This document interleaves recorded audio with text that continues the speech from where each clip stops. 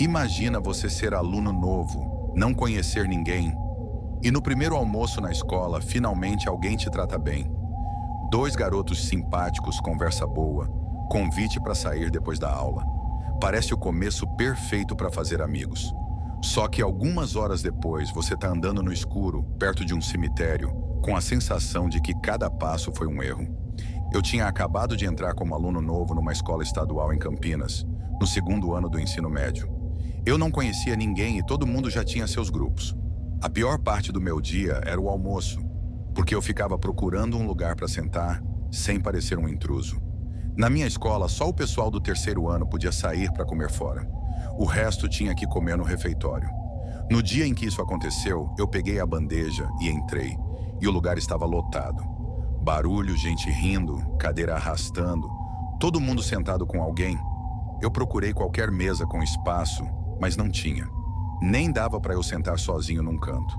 Até que eu vi uma mesa mais afastada, num canto, com só dois garotos. Eu fui até lá sem jeito e perguntei se podia sentar. Eles se olharam por um segundo e um deles disse que sim. Quando eu sentei, percebi que eles eram gêmeos idênticos. Mesma altura, mesmo rosto, mesmo cabelo. Eles pareciam tranquilos. Se apresentaram como Antônio e Bruno. Puxaram conversa, perguntaram de onde eu era, como eu estava achando a da escola. E no fim do almoço me chamaram para sair depois da aula. Eu aceitei. Eu precisava fazer amigos. Depois da aula, passei em casa só para deixar minhas coisas.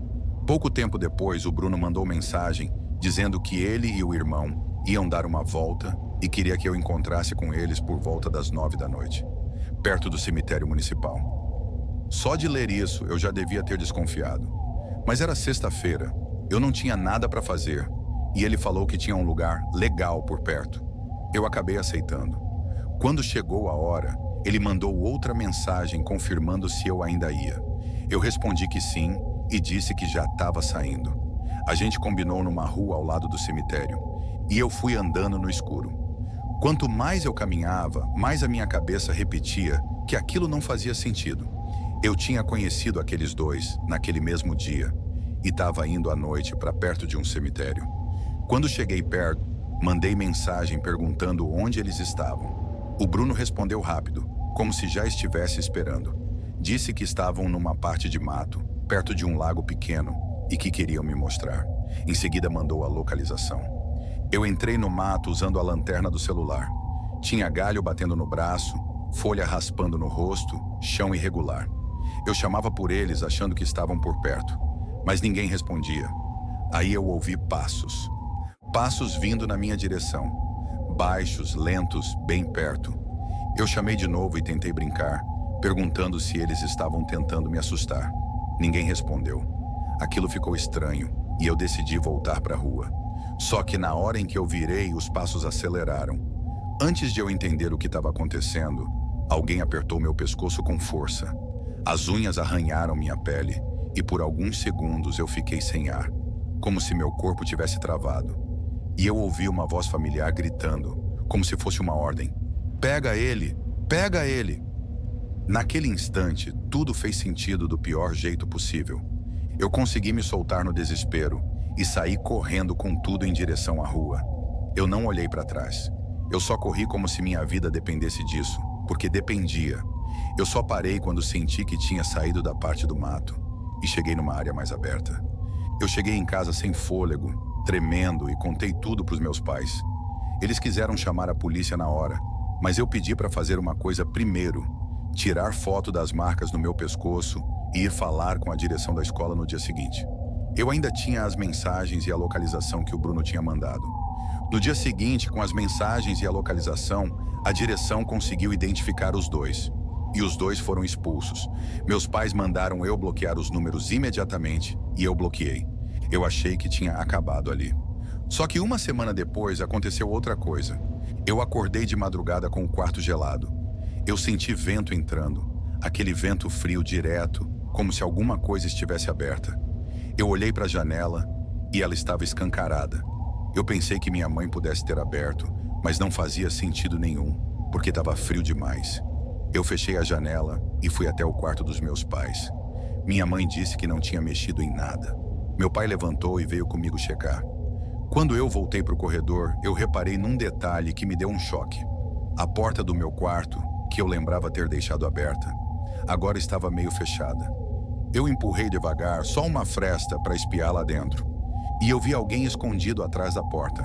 Eu gritei tão alto que parecia que a casa inteira ouviu. Na mesma hora, a porta bateu e fechou com força. Meu pai correu e eu só consegui gritar: "Tem alguém no meu quarto!" Ele entrou e acendeu a luz. E foi aí que a gente viu a perna de alguém passando pela janela, fugindo. Meu pai correu para fora tentando alcançar, mas não achou ninguém.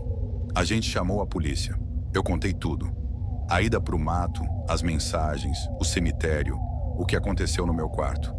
Eles disseram que, sem prova clara de quem entrou, não dava para fazer muita coisa além de orientar a gente a reforçar trancas e pensar em câmera. Depois disso, eu passei meses dormindo com medo.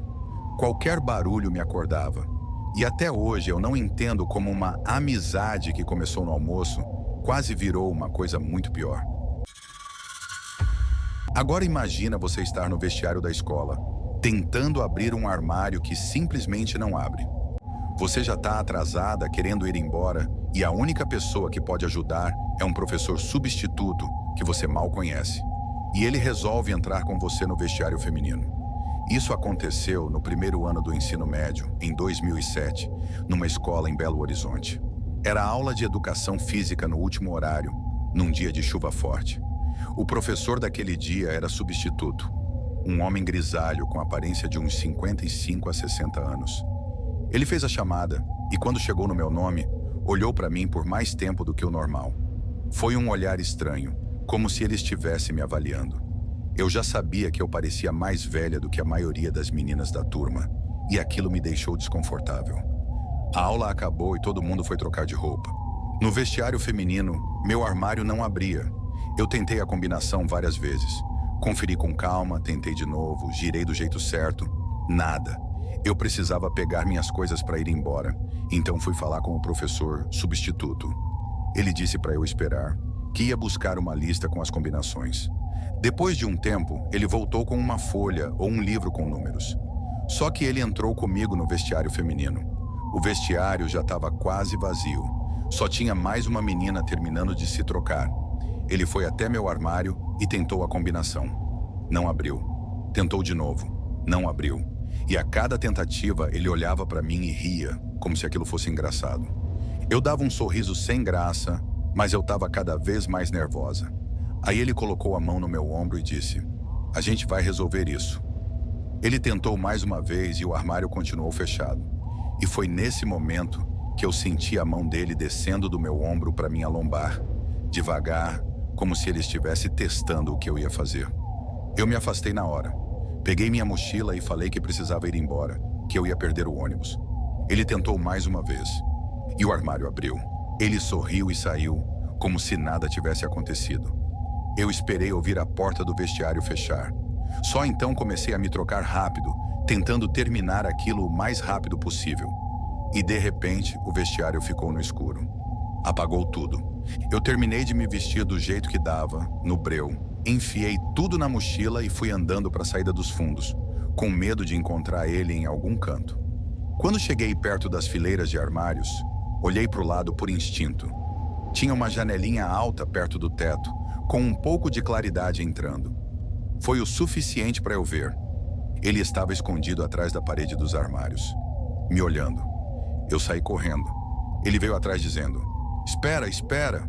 Não é o que parece." Eu atravessei o portão na chuva e fui para casa tremendo. E quando cheguei, a ficha caiu de verdade. O armário não abrir parecia ter sido de propósito, para me deixar sozinha com ele. E o apagão... Eu não queria nem pensar no que poderia ter acontecido naquele escuro. Eu não contei para ninguém na época. Guardei isso por anos. Tem escola que tem lugares que ninguém quase vai. Um corredor esquecido, um porão mal iluminado, uma área que parece sempre fria e silenciosa. E o problema desses lugares é que, se tem alguém lá, você só descobre quando já está perto demais. Isso aconteceu numa escola em Curitiba. Eu participava da banda e precisava recuperar nota. Então o professor deixou eu praticar durante o intervalo do almoço numa sala de armazenamento, no subsolo do setor de música. Só que aquele porão era estranho. Quase ninguém descia lá. As luzes eram fracas e tinha um corredor com várias portas pequenas, salas usadas para guardar cadeiras, estantes, instrumentos e outras coisas da escola. Eu entrei numa dessas salas, fechei a porta, coloquei a partitura numa estante e fiquei no celular, enrolando. De repente apagou tudo. Ficou completamente escuro. Eu tentei o interruptor e nada. Abri a porta e o corredor parecia ainda mais escuro do que a sala. A lanterna do meu celular era fraca, mas dava para ver um pouco. Foi quando eu vi, no fim do corredor, uma porta aberta. E eu ouvi um barulho lá dentro, como se alguém estivesse arrastando algo grande e pesado, tipo um container de plástico. Eu também ouvi uma respiração forte, irregular, e uns sons estranhos, quase como grunhidos.